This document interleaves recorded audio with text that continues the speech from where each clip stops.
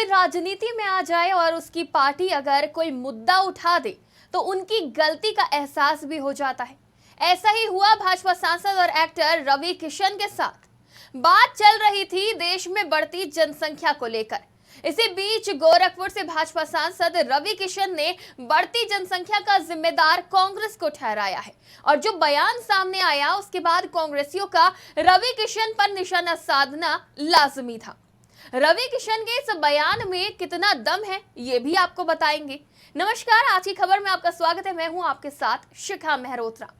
देश में बढ़ती जनसंख्या को लेकर बवाल मचा हुआ था, चर्चाएं जोरों पर थी और बहस चल रही थी कि इसी बीच रवि किशन ने कहा कि कांग्रेस अगर जनसंख्या नियंत्रण पर कानून बनाती तो मेरे 4 बच्चे नहीं होते।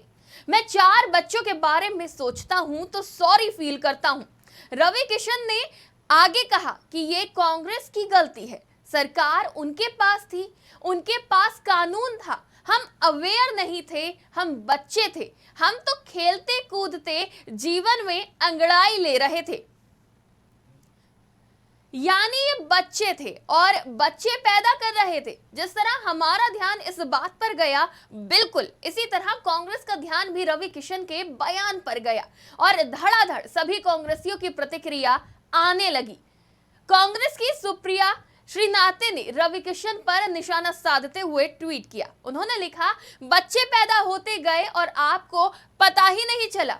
चलो, कांग्रेस की कृपा से आप 3 बेटियों और 1 बेटे के पिता बन गए। शरीर बिगड़ गया पत्नी का बच्चे पैदा करने से। ये पत्नी के लिए प्यार नहीं, बॉडी शेमिंग है। कांग्रेस नेता ने रवि किशन पर अपनी पत्नी के साथ बदसलूकी करने का भी आरोप लगाया। भाजपा सांसद रवि किशन ने शुक्रवार को लोकसभा में जनसंख्या नियंत्रण कानून बनाने के लिए बिल पेश किया। रवि किशन से एक निजी इंटरव्यू में उनके 4 बच्चों को लेकर सवाल पूछा गया तो उन्होंने कहा कि फिल्म इंडस्ट्री के शुरुआती 15 सालों में लोग मुझे पैसा नहीं देते थे। मैं उस समय जानता था कि पैसा बाद में आएगा। मैं इंडस्ट्री में संघर्ष कर रहा था, शूटिंग कर रहा था। उसी दौरान तीसरा बेबी, चौथा बेबी हो गया। आज जब मैच्योरिटी आई तो उन्हें देखता हूं तो खुद सोचता हूं और दुख होता है। रवि किशन के इंडस्ट्री में आने के बाद जब उनके 3 और 4 बेबी हुए, उन्होंने जब इस बात का खुलासा किया एक निजी इंटरव्यू में। रवि किशन के इसी इंटरव्यू में उनके साथ भाजपा सांसद मनोज तिवारी भी थे। वो तीसरे बच्चे के पिता बनने जा रहे हैं। इसको लेकर कुछ दिन पहले उन्हें ट्रोल भी किया गया था। उनसे भी इंटरव्यू में तीसरे बच्चे को लेकर सवाल किया गया तो उन्होंने कहा कि अगर पीछे कोई गलती हो गई तो इसका मतलब ये नहीं कि हम आगे भी गलती करते रहे। इतने में ही उन्हें रवि किशन ने टोक दिया। रवि ने कहा कि वो गलती नहीं थी और हम उसे गलती नहीं मानेंगे। अगर कांग्रेस ने कानून बनाया होता तो हम बच्चा नहीं करते। अपनी गलती का ठीकरा कांग्रेस के सिर फोड़कर अपनी गलती मानते हुए भाजपा सांसद रवि किशन ने कहा कि वो जनसंख्या नियंत्रण को लेकर संसद में नए प्रस्ताव भी पेश करेंगे। हालांकि रवि किशन ने जनसंख्या बढ़ने का जिम्मेदार कांग्रेस को ठहराया। हम आपको एक और सच्चाई से भी रूबरू कराएंगे, जिसके लिए हम आपको चलना पड़ेगा वक्त में थोड़ा पीछे। एक वक्त ऐसा भी था जब जनसंख्या नियंत्रण के लिए कांग्रेस ने भी प्रयास किया था। हालांकि रवि किशन ने तो पूरा ठीकरा कांग्रेस में फोड़ दिया है, लेकिन हम आपको उस समय में लेके जा रहे हैं जब कांग्रेस ने जनसंख्या को नियंत्रण में लाने के लिए एक पहल करी थी। लेकिन कांग्रेस ने जो कदम उठाया वो जबरन था।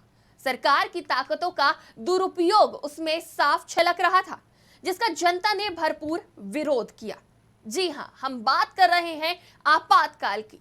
25 जून 1975 स्वतंत्र भारत के इतिहास में ये ऐसी तारीख है जिसे काला दिन के रूप में याद किया जाता है।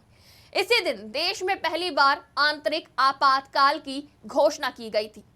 आपातकाल में तमाम विपक्षी नेताओं को जेलों में ठूस दिया गया और जबरन नसबंदी का कार्यक्रम चलाया गया। लेकिन क्या आपने एक बार भी सोचा है क्या वजह थी जबरन नसबंदी करवाने की? मोरो ने अपनी किताब में लिखा, संजय गांधी देश की समस्या की प्रमुख वजह बढ़ती जनसंख्या को मानते थे। पूर्व में कॉन्डोम को लेकर अभियान चलाए गए थे, लेकिन उनका कोई असर नहीं हुआ।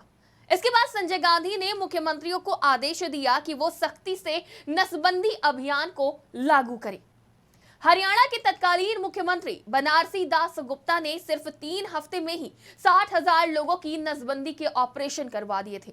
इसके बाद दूसरे राज्यों पर भी दबाव पड़ा और उन्होंने अधिकारियों को टारगेट दे दिया।